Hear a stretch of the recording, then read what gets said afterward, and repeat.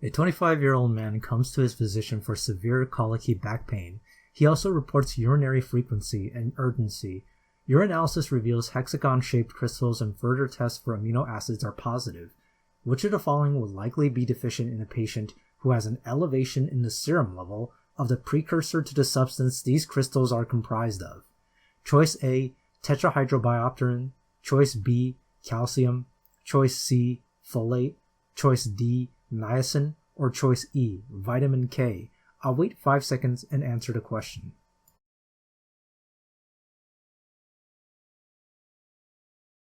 Now, I freely admit that this is probably not really an NBME style question, and I was a bit of a jerk when writing this one, but if you're very familiar with all your biochemistry, then this question should not be difficult. So this patient has nephrolithiasis, obviously. You have these hexagonal crystals in urinalysis and the presence of amino acids, so you put these together and this is likely cystinuria. So cystinuria, autosomal recessive, it is caused by a deficiency of a transporter that helps to reabsorb amino acids at the PCT of the kidneys, including cysteine, ornithine, lysine, and arginine. So cysteine, cysteine, can form dimers which are called cysteine, cystine.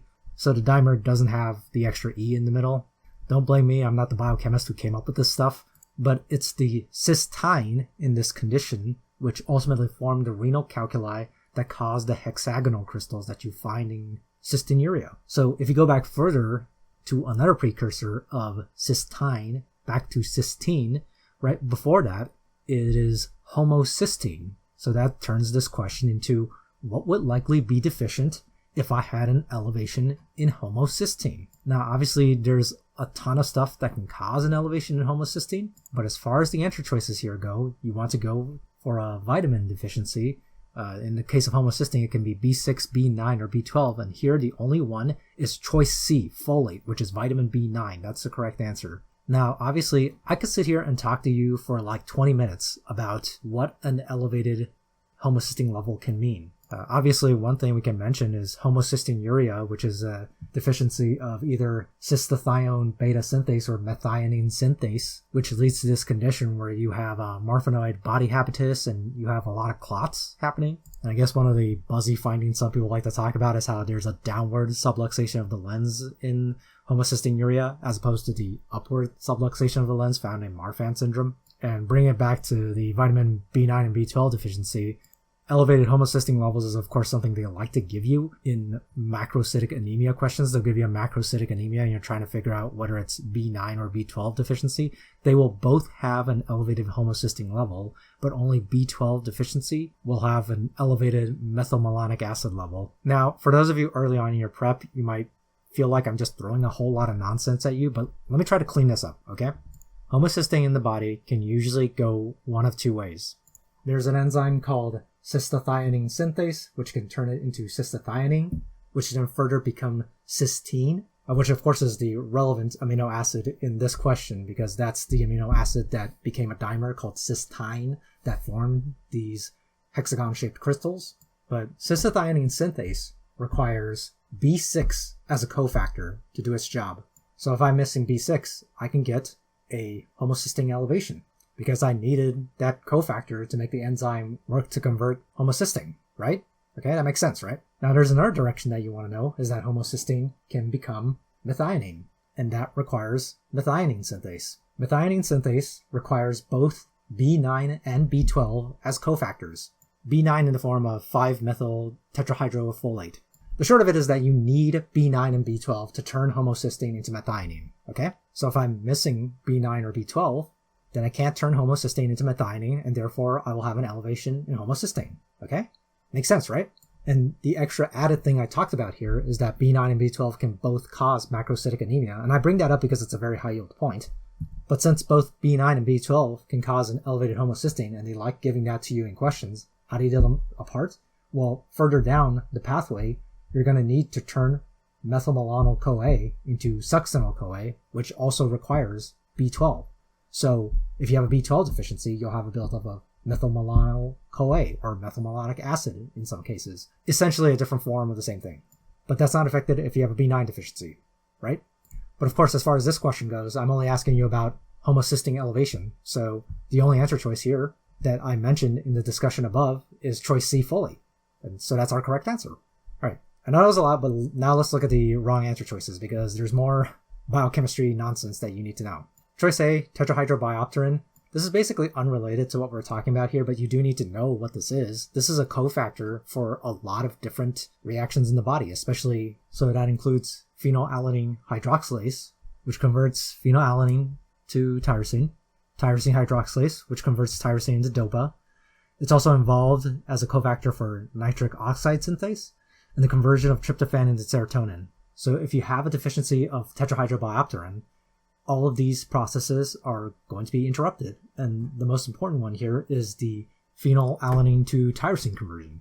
Because if I can't go through that pathway, then I will have a buildup of phenylalanine in the body and ultimately in the urine, and that's called phenylketonuria, PKU. And if you ever get a question on PKU, it can lead to intellectual disability, seizures, pale skin, musty odor, quote unquote. Usually you'll get like a really young child. Possibly they'll say something like, oh, they immigrated, but they never really tested the child, and he has failure to thrive, intellectual disability, and he has this musty odor. And it might give you some lab tests, but ultimately the point is that it's PKU, right? Phenylalanine buildup that resulted from either phenylalanine hydroxylase deficiency or tetrahydrobiopterin deficiency. A lot we can talk about, but let's move on. Choice B, calcium. I mean, this one you should probably be able to eliminate pretty easily because if you think about hypocalcemia, I mean, that can lead to paresthesias, cramps, tetany, like Trousseau-Stein, Schwarzschild-Stein. So in case you forgot, it's when you tap the jaw, face kind of twitches, or when you have the pressure cuff and your hand kind of curls up. Hypocalcemia symptoms. None of these would be related to what's going on here, right? I mean, the only way you can remotely relate to this is by thinking about calcium stones, but that would of course happen with hypercalcemia, right? And that would form envelope or dumbbell-shaped crystals, not hexagonal ones. Choice D, niacin or vitamin B3. This is a component of NAD+ or NADP+, and it's synthesized from tryptophan. When you think of niacin deficiency, you think of pellagra, which presents with the 3 Ds, dermatitis, diarrhea, dementia. Some of you might have mistakenly picked this thinking about Hartnup disease, which also causes amino acids in the urine because it will have tryptophan being peed out. So you would probably detect amino acids in the urine, but it wouldn't cause renal calculi. Finally, choice E, vitamin K. Again, this is probably easily eliminated if you have any idea what vitamin K does. Vitamin K is used in the gamma carboxylation of several clotting factors, 2, 7, 9, and 10, as well as protein C and S. So if you have a vitamin K deficiency, you would usually get elevated BT, PTT. So really anytime you think about vitamin K, you really should just be thinking about bleeding problems a lot of time. And sometimes they like to sneak it into fat malabsorption conditions because A, D, E, K are the vitamins that are fat soluble. So bring it back. Like I said, I was probably a bit of a jerk with this question, but all the stuff about cystinuria and vitamin B9, B12, that's all been tested before. As far as cystinuria goes, I think you just want to know that it's a condition where you have a hard time reabsorbing certain amino acids, in this case cysteine, ornithine, lysine, and arginine. And you probably want to know that cysteine forms the dimers of cysteine, which is what causes the renal calculi in this condition. As for the connection of homocysteine to cysteine and then cysteine, I don't think they've tested on that specific point before, but I put it into this question because I've actually seen people confuse those before. Okay, homocysteine, cysteine, and cysteine, all different things. They're related, but you probably want to know the difference. I hope you found this video helpful. I'll see you in the next one.